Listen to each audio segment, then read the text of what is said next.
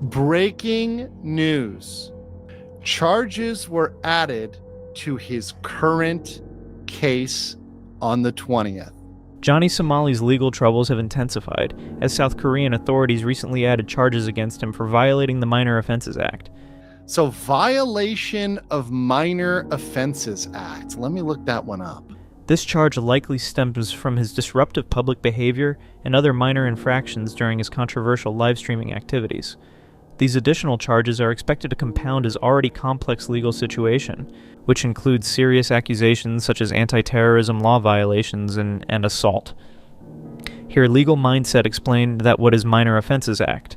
The Minor Offenses Act is something that includes, for minor offenses such as squatting, possessing a lethal weapon, impersonating an official, or failing to report a person in need of help.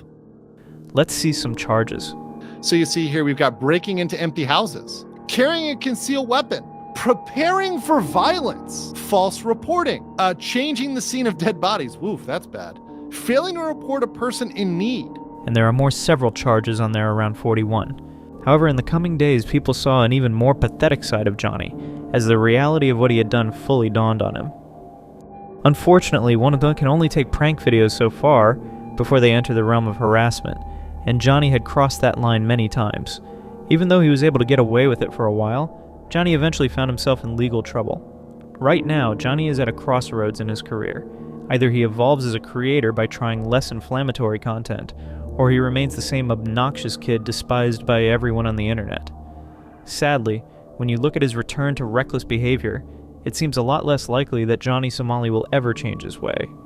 However, Legal Mindset posted a video where he interviewed with Johnny Somali's hunter Yu Dalgun, and here Legal Mindset asked him that dose he knows about Johnny Somali before he come in Korea. Had you heard of Johnny Somali before he came to Korea? Yu Dalgun replay that he didn't know of him before he came.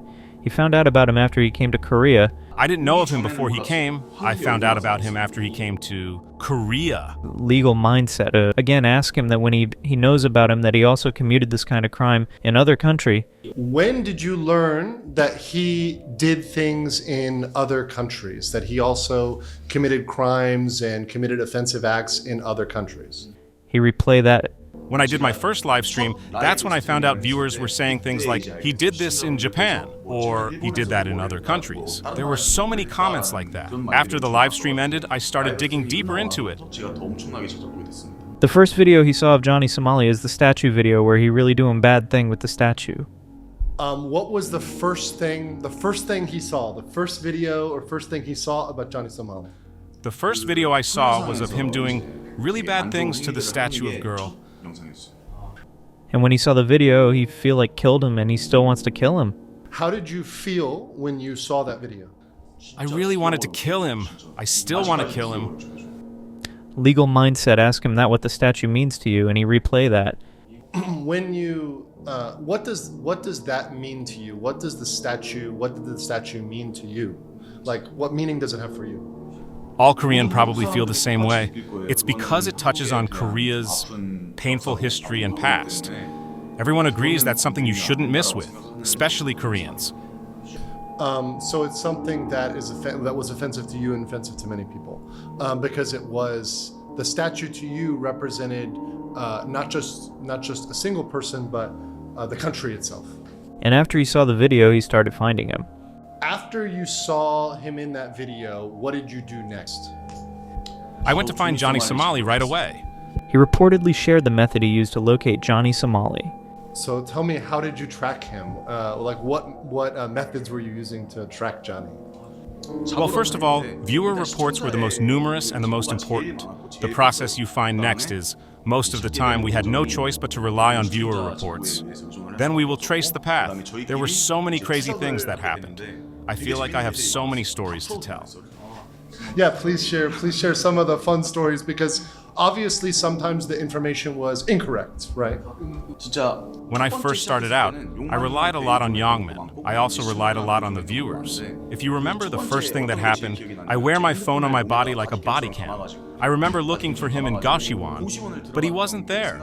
That's why I say that not all of these are true reports. There are also many false reports. due to all the false alarms, it was a bit difficult to catch him.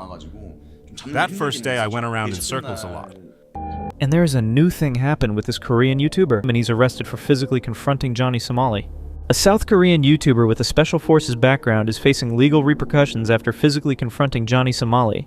Not only that, the individual who did assault him, he's now been handed over to the police, and he's going to be having charges as well. So it's just a complete shit show all round. A controversial IRL streamer during a heated incident in South Korea. 찍지 말라고. 어디가? 어디가?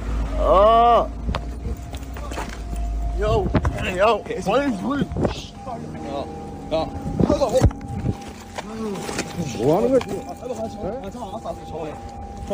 야, 굿나잇 소말리. 굿나잇. 굿나잇.